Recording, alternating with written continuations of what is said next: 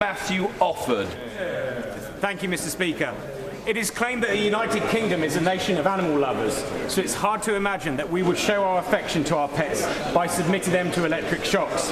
However, it remains permissible under the law to sell and use electric shock collars on dogs, and it is believed that there are over 300,000 of these devices in use. Electric shock collars are worn around a dog's neck and work either via a remote control with various settings which, when pressed, delivers an electric shock to the neck of a dog, or deliver an electric shock to a dog automatically when it barks.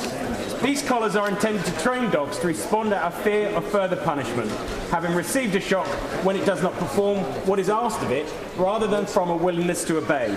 This is not the type of training method that the Kennel Club endorse, and certainly not a practice that I would subject my Jack Russell Maximus to.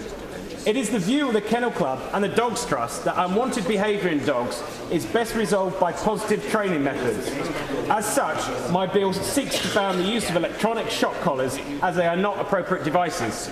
Scientific learning dictates that if a dog has a strong desire to indulge in what it believes to be pleasurable behaviour, any negative training method employed to prevent this has to be far more unpleasant for them than their natural behaviour is pleasant. It has to be extremely adverse.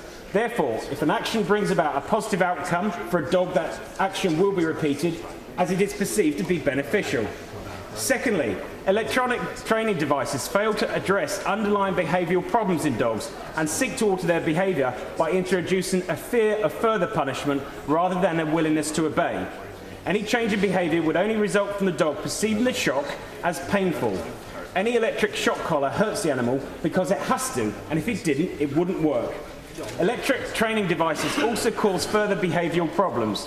Dogs have a natural inbuilt fight or flight response when put in a situation that causes pain and fear, meaning the dog either does anything it can to get away from the source of pain or becomes aggressive in response.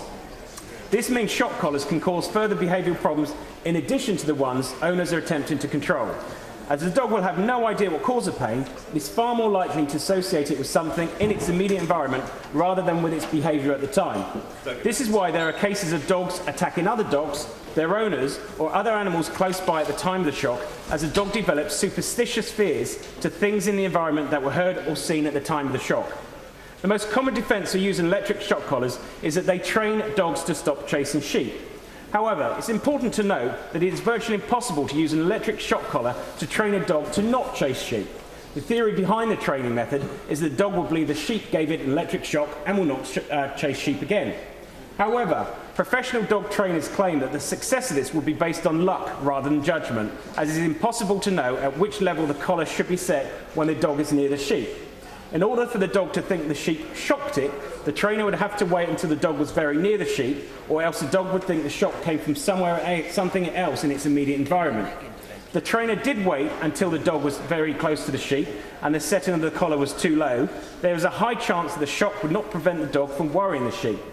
Similarly, the collar could be set at the highest setting but have no effect on the dog's behaviour because the dog is already so aroused by chasing the sheep that it will continue to chase no matter what shock it receives. Under the Dogs Protection of Livestock Act 1953, a person in control of a dog worrying livestock on agricultural land is guilty of an offence. Under this act, dogs must be kept on leads or under close control. In reality, dogs exercising their livestock should always be kept on leads. It's as simple as that. There should be no need for an electric shock collar. There are other positive training tools and methods that can produce dogs that are trained just as quickly and reliably, with absolutely no fear, pain or potential damage to the relationship between dog and handler. Police dogs, armed force dogs and assistance dogs are never trained using electric shock training devices. On the 2nd of December, the Minister responded to my parliamentary written question that asked what progress has been made on banning electric shock collars on dogs following the publication of research funded by DEFRA.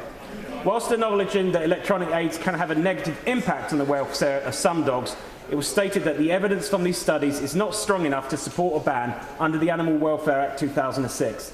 The government therefore has no plans to ban such devices in England. However, DEFRA has asked the industry to draw up guidance for dog owners and trainers advising how to use electronic collars properly and to develop a manufacturer's charter to ensure any electronic collars on sale are made to high standards.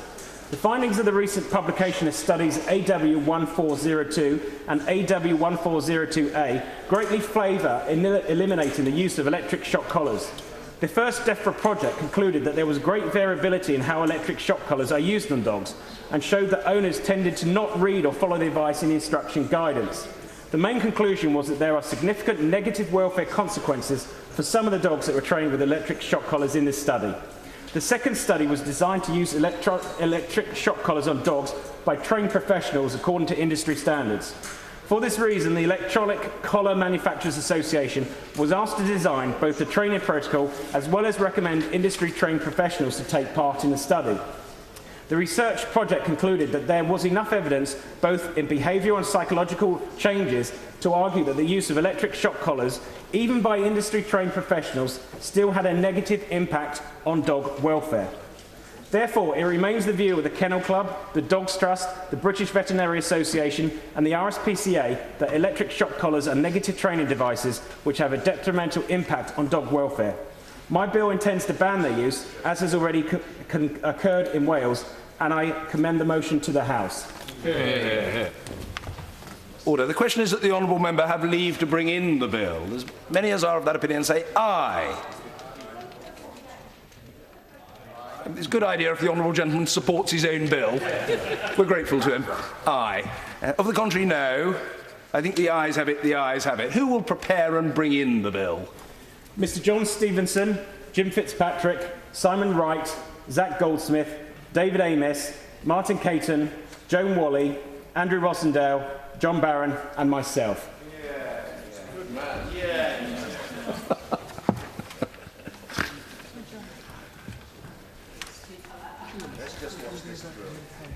Dr. Matthew Offord.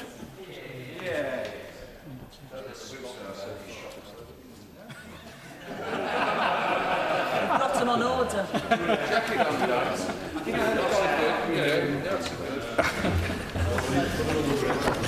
Animal Welfare Electronic Collars Bill. Second reading what day? February the 28th. February the 28th. Thank you. Order. We come now to the main business and to the programme motion. The Minister to move. He does so formally. Thank you. The question is as on the order paper.